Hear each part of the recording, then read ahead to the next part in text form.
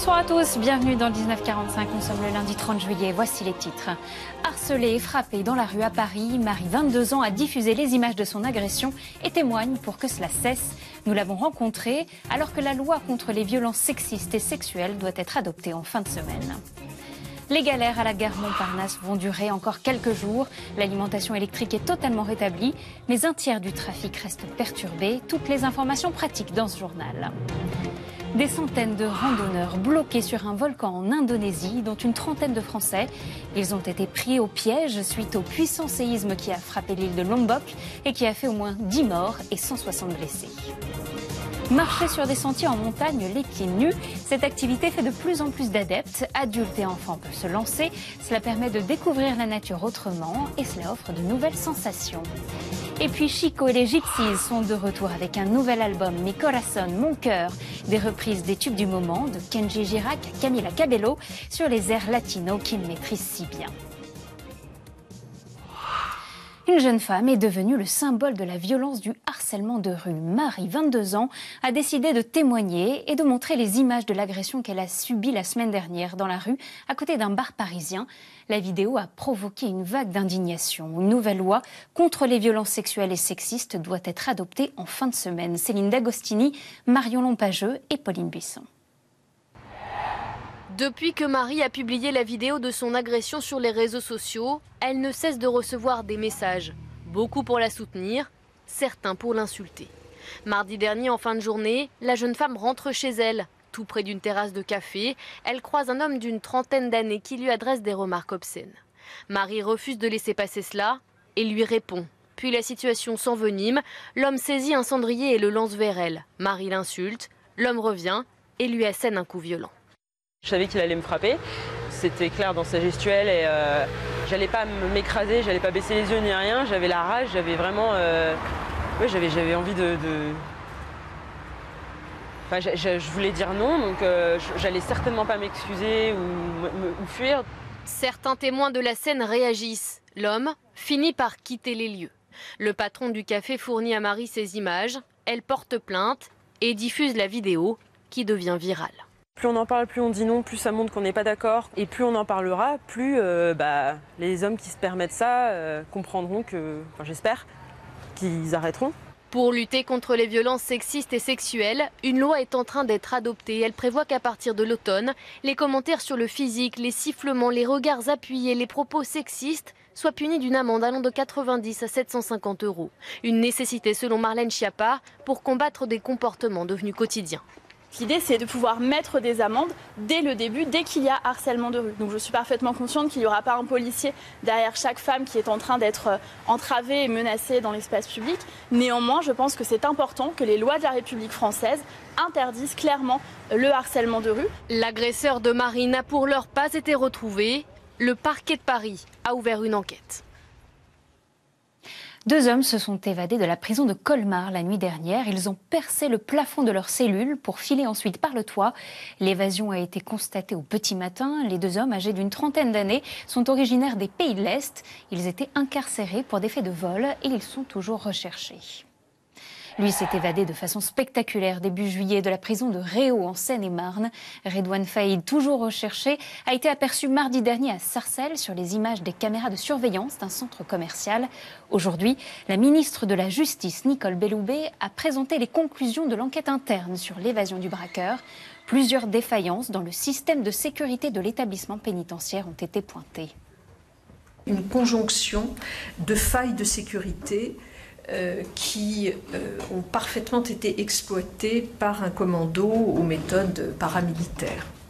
Parmi ces failles de sécurité, on relève l'absence de filins anti-hélicoptères sur la cour d'honneur.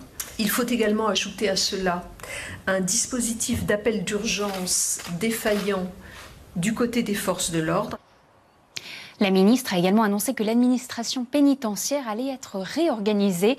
Une quinzaine d'agents seront désormais affectés aux détenus particulièrement surveillés pour les risques d'évasion. Sachez qu'un enfant de 10 ans a été mis en examen. Il est soupçonné d'avoir provoqué l'incendie à Aubervilliers la semaine dernière qui a tué une mère et ses 3 enfants.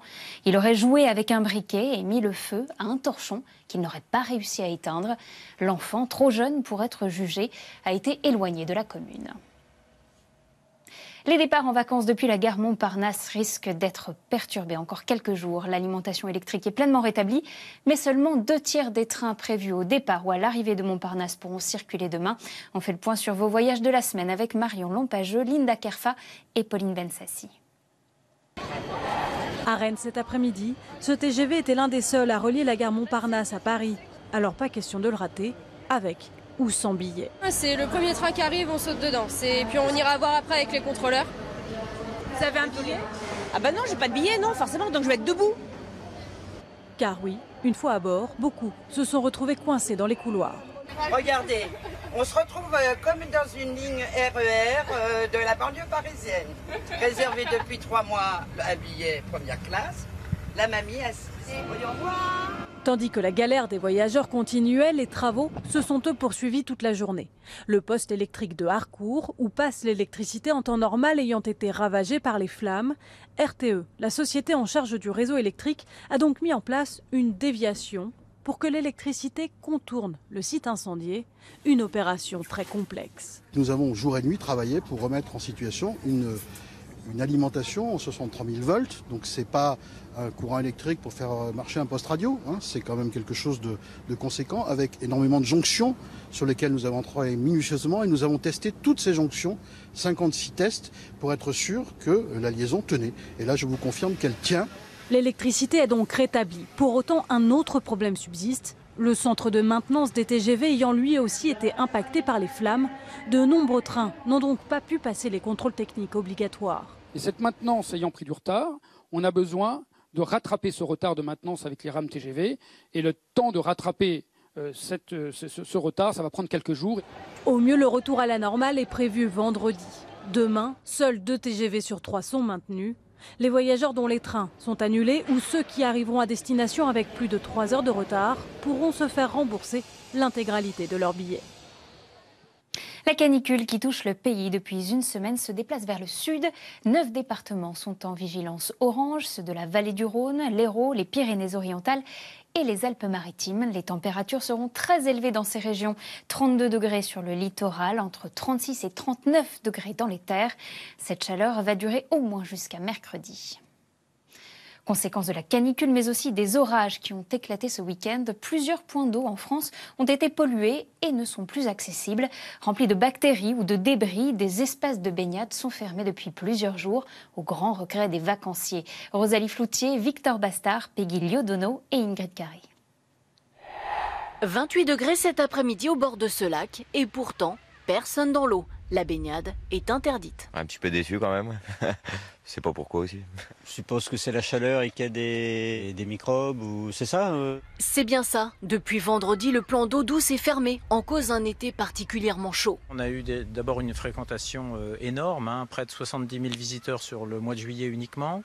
On a eu des très fortes chaleurs et on a eu aussi des orages très violents, ce qui fait que l'eau de baignade s'est dégradée petit à petit. Les relevés de l'ARS, l'Agence régionale de santé, sont supérieurs au seuil. Il y a des bactéries, tout comme ici, dans ce plan d'eau de Saint-Victor-sur-Loire, près de Saint-Étienne. La baignade a été suspendue par arrêté depuis le 3 juillet. Et pourtant... Il fait chaud et autant en profiter. Elle est bonne. Pas vraiment. Des cyanobactéries prolifèrent avec les températures élevées. Ça peut aller à des démangeaisons. Ça, c'est pas bien grave, mais ça peut aller jusqu'au vomissement, aux diarrhées, en avalant cette eau.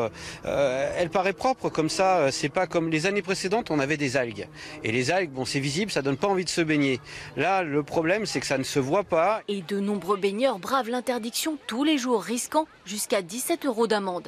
On n'a pas le choix de se baigner, on n'a qu'ici. À Marseille ce matin, pas le choix non plus. La plage de la Pointe-Rouge, l'une des plus fréquentées de la ville, était interdite aux baigneurs. Lorsqu'on est arrivé, il n'y avait pas grand monde, donc on était plutôt contents. Et puis tout d'un coup, on a vu le panneau interdiction à la baignade pour cause de pollution. Comme à chaque épisode orageux, le niveau des eaux usées remonte. Le tout se déverse ensuite dans la mer, comme le constate régulièrement cet occupant de cabanon. Et tout allez-vous qui déborde sur cette plage Après 2 heures de petite pluie à Marseille. Après analyse, la plage a été rouverte cet après-midi. Les vacanciers peuvent se renseigner sur l'état des eaux de baignade sur l'application de la ville de Marseille. Les données sont mises à jour tous les matins. 700 000 personnes rouleraient sans assurance, c'est notre chiffre du jour. Pourtant, assurer sa voiture est obligatoire en France. Dès janvier 2019, les forces de l'ordre sauront quasi instantanément si vous n'avez pas de contrat d'assurance, car un fichier va répertorier tous les véhicules qui sont bien en règle. David Segal, Céline Marchand et Gaël Courcel. Lanceux, rentrez votre permis, la carte grise s'il vous plaît, et l'attestation d'assurance. C'est un outil qui devrait faciliter le travail des policiers et des gendarmes. À partir du 1er janvier 2019, ils pourront consulter sur une tablette un fichier informatique pour vérifier si un véhicule est assuré ou non. Au quotidien, ça nous permettra, je dirais, de directement aller dans ce fichier, alors qu'auparavant, quand une assurance n'était plus valide ou qu'il n'y en avait pas, on était obligé de prendre contact avec l'assureur. Ça prenait du temps, alors que là, on aura la réponse immédiatement. Dans ce fichier seront recensés l'immatriculation du véhicule, le nom de l'assureur, le numéro de contrat et sa période de validité. Des informations qui seront aussi consultées par les autorités en cas d'excès de vitesse et à terme reliées au lecteur automatique de plaques d'immatriculation des forces de l'ordre. À peine lu, le caractère non assuré du véhicule clignotera en quelque sorte et donc les forces de l'ordre pourront intercepter. Et donc ça va améliorer finalement la performance du contrôle. Actuellement, environ 700 000 individus rouleraient sans assurance, c'est 2% du parc automobile français. Pourtant, cela peut coûter très cher, 3 750 € d'amende, la confiscation du véhicule et une suspension de permis. En cas d'accident, un fonds de garantie permet d'indemniser les victimes, mais les sommes à rembourser peuvent être très élevées. Lorsqu'il y a des blessés, on peut avoir des sinistres qui se montent à 1, 2, 3, voire même jusqu'à 5 millions d'euros.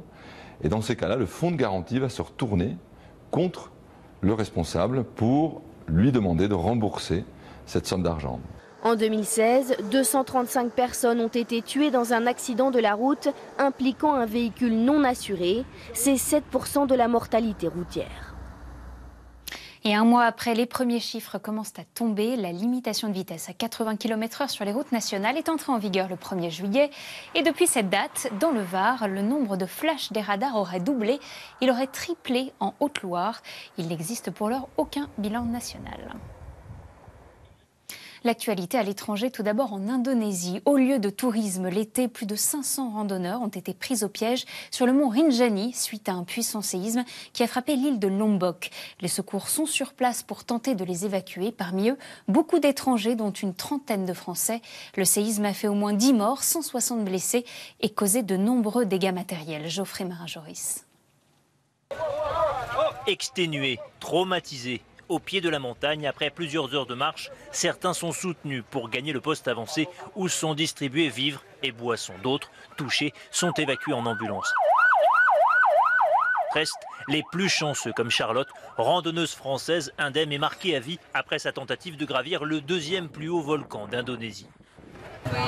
On était sur la pente du volcan, autour du cratère. Des pierres tombaient, c'était impressionnant. Mais ça va, on est en bonne santé. Dans leur tête, ces scènes de panique hier matin. À 3700 mètres d'altitude, la terre tremble, les pierres chutent, l'air se trouble, il faut descendre au plus vite. Pendant de longues heures, pas d'issue, 500 randonneurs sont bloqués. Les autorités indonésiennes ne veulent pas mettre en danger les équipes de secours avant de dégager un chemin et d'envoyer des rations de survie par hélicoptère. Ce matin, le président de l'archipel promet de l'argent pour les sinistrés et pose au milieu des milliers de sans-abri. Mais beaucoup savent ici que la précarité va durer. On dort au bord de la route, dehors. On n'a pas le choix, notre maison s'est effondrée. On a peur des répliques. L'Indonésie enregistre plusieurs dizaines de séismes par an. Celui-ci était près des côtes et peu profond, seulement 7 km sous terre, ce qui explique l'étendue des dégâts. 20 femmes et 16 enfants ont été enlevés par le groupe État islamique en Syrie, dans la province de Soueda. Ils ont été kidnappés la semaine dernière lors des assauts menés dans la région par les djihadistes qui ont fait plus de 250 morts. Parmi ces 36 femmes et enfants de la communauté druze, 4 femmes ont réussi à s'échapper et 2 sont décédées. Les Zimbabwéens élisent aujourd'hui leur nouveau président de la République. Après 37 années passées au pouvoir, Robert Mugabe, 94 ans, avait été évincé en novembre dernier sous la pression de l'armée. Ce scrutin est vécu comme un tournant dans l'histoire du Zimbabwe. De nombreux citoyens espèrent voir leur pays sortir de la crise économique qu'il traverse depuis des années. Les images se ressemblent chaque été en Californie à cause de la sécheresse. De terribles incendies ravagent des hectares de forêt. 12 000 pompiers sont mobilisés, mais n'arrivent pas à maîtriser le brasier qui sévit depuis plusieurs jours. Des dizaines de milliers d'hectares sont partis en fumée et au moins 7 personnes sont décédées. Les autorités ont comptabilisé 17 incendies simultanés en Californie et ils ont appelé le renfort des États voisins. Voilà une activité d'été originale à faire en famille, parcourir un sentier les pieds nus. Cela permet d'entrer en contact avec la nature autrement et de découvrir de nouvelles sensations. Les bienfaits sont nombreux, même si parfois cela chatouille un peu la plante. Reportage dans les Vosges, dans le premier parc pieds nus de France. Brianne Caplot et Charlotte Dardelin. Dans cette forêt vosgienne, on se laisse le choix. Marcher sur des pommes de pin ou patauger dans la boue. Comme la gadou, j'aime bien un peu, et ben, j'adore. C'est trop cool. C'est justement le but, apprécier de se reconnecter à la nature en respectant une règle. Eh bien, tout simplement, c'est de poser ses chaussures dans les petits casiers. Dès qu'il le peut, Denis Duchesne enlève ses chaussures pour marcher en pleine nature. Alors en 2005, il a créé le premier sentier à faire pieds nus de France. 8 hectares de promenade sur des pierres rondes, de l'ardoise ou dans les cours d'eau. On va ressentir la fraîcheur de l'eau et puis aussi une sensation de glisse parce qu'il y a des mousses qui se mettent sur les planches et pourquoi pas un petit poisson qui passe entre les orteils. Bon, c'est sûr, ce n'est pas l'eau limpide d'une piscine. C'est dégueu. C'est un peu dégueu, mais ça va. Une fois les pieds au sec, il n'y a plus qu'à toucher du bois pour espérer résoudre les énigmes dispersées un peu partout dans la forêt. Bon, on va pas pouvoir tricher facilement. Le chemin est peut-être semé d'embûches, mais le retour à la terre est profitable. Marcher déchaussé, c'est réactiver les terminaisons nerveuses et créer un effet relaxant. Pieds nus, on a le ressenti du sol, on se sent bien. Non, c'est une petite relation avec nous et la terre, ce qui est pas mal. On prend le temps de vivre avec la nature et c'est bien. Chaque été, près de 35 000 visiteurs viennent s'aventurer dans ce coin de la forêt. Ici, on peut même dormir si on le souhaite. Après tout, s'offrir une nuit hors des sentiers battus, c'est le pied. Ils ont dansé toute la soirée. Regardez ces images de Michelle et Barack Obama, grands fans de Beyoncé. Ce week-end, près de Washington, ils ont assisté au concert de Queen Bee, en tournée en ce moment avec son mari Jay-Z. Michelle Obama avait déjà emmené ses 2 filles les voir à Paris mi-juillet. Souvenez-vous, Beyoncé avait chanté l'hymne américain pour l'investiture de Barack Obama en 2013. Il a été bercé par leurs chansons toute son enfance. Désormais, ce sont Chico et les Gypsies qui reprennent les tubes de Kenji Girac. Dans leur nouvel album, Mi Corazón, le groupe légendaire reprend ses coups de cœur du moment version gypsy latino, Elle m'a aimé de Kenji ou encore Havana de Camila Cabello. Et leur public est toujours aussi fidèle à Céline Chabano, Audrey Delabre et Arthur Dehay.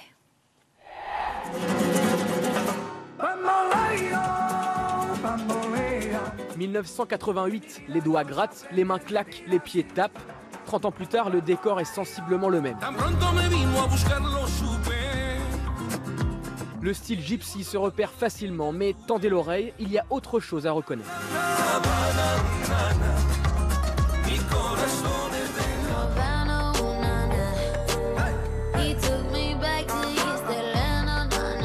Le tube de Camila Cabello, repris par Chico et les Gypsies. C'est vraiment très moderne parce que c'est vraiment des sons d'aujourd'hui mélangés avec nos guitares et puis ça fait vraiment un mélange de gypsy rock. Ça veut dire qu'il y a tout le côté guitare et puis l'énergie du rock et avec ce côté latinos qui amène toujours ce soleil qu'on adore. Au patio de Camargue, lieu de fête créé par le cofondateur des Gypsy Kings, Chico présente ses nouvelles reprises.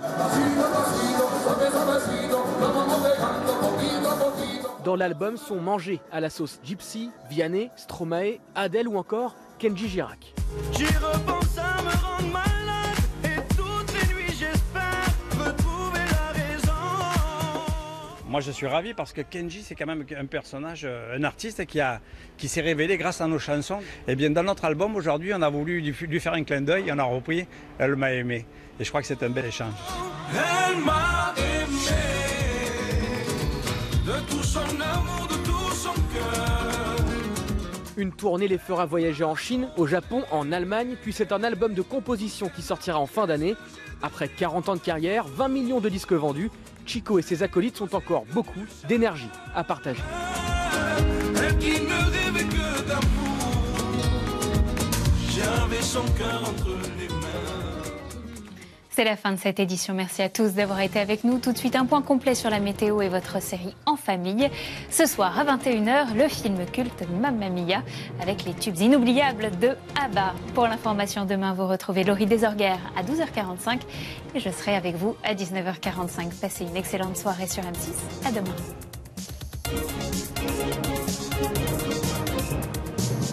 Vos questions et vos réactions sur notre site et notre application M6 Info.